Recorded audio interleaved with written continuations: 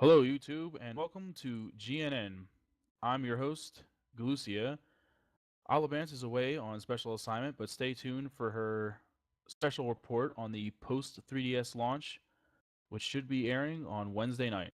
Okay, today we are going to be talking about the launch of the Nintendo 3DS system. This system is coming out tomorrow on Sunday, the 27th. For anyone that is for some reason unaware of what this is, it is the new handheld system by Nintendo. It basically looks like the DS. It's dual screen. It's got some minor improvements to the controls. The adding of a analog stick, I really like. It has a nice indent for the thumb. It feels really comfortable when you're holding it. I'm really looking forward to really being able to play this new system. As the title suggests, the 3DS is a full 3D system, and unlike 3D systems or games in the past, this requires no glasses. Now, with the launch of the 3DS, Nintendo did something a little unorthodox. I don't remember ever seeing anything done like this before. Besides the fact that they do have a very large selection of games available at the launch, some of the games were actually already released before the system, and I pre-ordered several games myself. I already have two of them without actually owning the system. So what I'm going to do for you now is I'm going to run down the entire list of games that have already been released and are being released the day of the system and kind of give you the yes or no on what titles I think are worth your time and money. Our first game on the list is a kind of a no for me, kind of an eh. It's Super Street Fighter 4 3D Edition. Normally, anything Street Fighter I would definitely recommend, and Street Fighter has always been a good game that can be for handheld. It doesn't always have to have super impressive graphics, and it's fun to play on the go with your friends. But this one falls a little bit short because it's basically just a 3D rendered port of Super Street Fighter 4 for the regular consoles, but the controls are a little shoddy. Early reports of this game indicate that trying to use the analog stick is a little cumbersome. A lot of people that play or are used to the newer Street Fighter titles will know that the combos and special moves require very precise movements of the controls. And to use the analog stick on the 3DS for this, I've been told, since I don't have the game yet and can't say for myself, is going to cause a lot of issues. So I say no for this title, but I guess if you're a huge fan and you have to have it, then you have to have it, but I don't necessarily recommend it. Our next game is a Nintendo classic, and I wish I had a lot of good stuff to say about this title, but unfortunately I don't. Pilot Wings Resort. Pilot Wings is a classic, first coming out for the Super Nintendo and then later N64. This title has been untouched for a long time now, and I was really excited to see another installment to this franchise, but it falls short. The entire game takes place on the same island, and it gets old after a little while. You get tired of the scenery, and the whole point of Pilot Wings is precise, careful flight. And some of the crafts, especially the gliders, the controls are not nearly as specific as you want them to be. When you're trying to fly through a very specific area, get through very specific tiny rings, it is almost impossible with the controls not as tight as they should be. So this game falls short for a couple of reasons. It's another one of those things, though, if you're a huge fan of the series, then I would say maybe it's worth it to pick it up. But I was a big fan, and I don't intend on picking this title up, unfortunately. The next title is another Lego game, Lego Star Wars 3 The Clone Wars. This title is being released on almost every single system that's out right now, and the 3DS is no exception. This is another one of those titles. This is a great series. Love all the Lego games. I think they're hilarious, and usually they're pretty fun to play. If you're a fan of the Lego series, I would definitely pick this up. It plays pretty much the same as any of the other ones did. But if you're not a fan of the series, then it can be skipped. I am a fan of the series, but unfortunately, with as many launch titles as there are with this one and limited funds, I'm definitely limiting myself to 3, maybe 4 games. So I had to cross this one off my list. But I may end up revisiting this one at a later time. So for me, it's kind of just like a for right now as far as buying. But yeah, if you're a fan or if you're buying this system for your kids or something like that, then yeah, this is definitely the game that you're gonna want. Next up on the list is Nintendogs plus Cats. There's actually three of these. There's the Gold Retriever and Friends, the French Bulldog and Friends, and the Toy Poodle and Friends.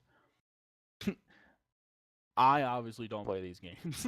I have no interest in playing Nintendogs, but it is a really cute game, and this is another game that I think is really good for kids. It actually teaches them a lot of responsibility because the game requires you to play it every single day. You have to, feed them and bathe them and whatnot. If you skip a day or two, there's going to be consequences that aren't that great. So I think it can be kind of like a learning tool for children, and especially if they're bugging you for a real life pet. See how they do with a fake pet. I don't know. It's a lot of fun, and like I said, I think it does teach the kids responsibility. But as an adult, I just don't have the time to play this game, even if I was interested in it, because you have to play it every single day. It's the same thing with Animal Crossing, which I'm getting ahead of myself, but that's a title that's coming out later, and it's not a launch title. It is coming out for the 3DS. But that's one of those games where it's just you have to play it every single day, and I can't play video games every day. I have kids and a job, so I would recommend this title for younger people. But unless you're the kind of person that can really dedicate some time to this, I wouldn't pick it up. The next game, though, is a huge, huge yes for me. Rayman 3D. Love the Rayman franchise. The first time I played this game was actually Rayman 2 for Dreamcast, and then I backtracked and played the older ones. I've always been a fan of this series. It's a great, great, great, great game. And the new installment looks like it's going to be no exception. It's bringing back a lot of the characters from other Rayman games, new villains, but all the stuff that you loved from the originals is still here, just with some new added twists because it's going to be in 3D. So I'm really looking forward to this title. I actually already have my copy of this title because this is one of the games that was released before the 27th. So if you're interested in this, it's already available. And yeah, this is a great game, and it's just sitting here on my desk staring at me. I can't wait to play this game. So this is a big yes for me. I would recommend this for anyone that is a fan of platformers. This is good for kids, adults, whoever. Great game. The next game is also a yes for me. This is a game that I tend to pass over sometimes because I forget how fun it is, but it is a lot of fun. Super Monkey Ball. It's the silliest concept ever for a game. It's exactly what it sounds like. If you're unfamiliar with the franchise, you're a monkey in a ball, like pretty much like a hamster wheel, and you have these big worlds that kind of play out like mazes and obstacle courses and stuff like that you have to pilot the monkey through. The 3DS, with one of the functions I didn't mention before, is that it does have built-in gyros. It has sensors to detect how you're holding the system, how it's being tilted. So with this game, you can either use the actual controls to just steer it around, or you can just tilt the system itself as if it's the controller. So you don't actually control the monkey, you tilt the world to roll him around and basically just collect bananas and get to your goal. It sounds, but it's a lot of fun and it's pretty addicting. And I'm really looking forward to this. The next title I'm not too crazy about. Samurai Warriors Chronicles. This is a standard hack and slash game. It's pretty much a Dynasty Warriors ripoff. And I know that they're going to eventually get around to releasing a Dynasty Warriors. So if I was going to get a game like this, I would probably just wait for that. There's nothing that really stands out about this. I didn't see anything in this title that to me was like, oh, you know what? That's different than Dynasty Warriors because of this. I'm going to get this title. Nothing jumped out. I just didn't see anything about this title that really made it seem like it was going to be worth my time and effort and money. So I'm passing on this, and I'm going to recommend that everyone else passes on this. Steel Diver. I have no idea what the point of this game is or why anyone would want to get this game. It sounds like it would be cool if I describe it to you. It's a submarine, like you're a submarine. You have to pilot the sub, dodge mines, dodge toward other subs, and destroy those other subs. That could be cool. Execution of this is terrible. The controls look god awful. and I don't know what the 3D element's going to add to it. It's a side-scrolling game. It's not, like first-person view or like third-person view where you're like actually piloting through. It's a side-scrolling game. So the 3D aspects of it are limited at best, and yeah, it just does not seem like it would be a fun game at all. Everything I've seen about this game so far, just yeah, not worth buying. Our next title could be interesting. I have not actually made up my mind about this so far. It's for me. The Sims 3. I'm a fan of Sims. I think anyone that is a fan of the Sims title might be interested in this.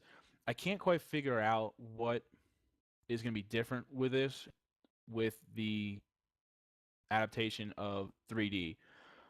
Some of the Sims games in the past that have come out on handhelds have fallen short.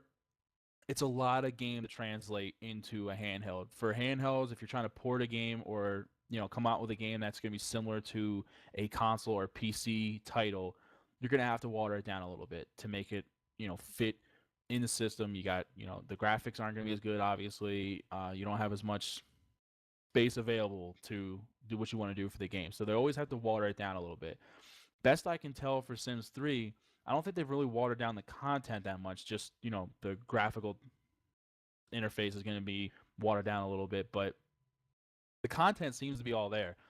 What I can't understand is what the 3D aspect of it's going to be like at all. Unfortunately, I don't have my hands on this game yet, so it's hard to really say for sure what it's going to be like. And obviously, if you watch videos online, they're in 2D because you can't record the 3D vision. That doesn't work for recording purposes. You have to actually lay eyes on it to understand and see the 3Dness. So I'm not 100% sure about this. I would say if you already have The Sims on another system, The Sims 3, then just keep playing it on that. If you really want The Sims on the go, then I would pick it up. I would think it's going to be as entertaining as it is on the consoles, but unless you really needed it to travel or if you don't already have it, that would be the only reasons I would see to pick it up, because I don't understand how the 3D is going to, but maybe there's something awesome about the 3D that I can't understand from just my research that I've done. So it's piqued my interest. I'm going to pick it up eventually. It's not one of my launch titles that I'm picking up, but it's one of the ones that I'll probably go back and revisit at a later time.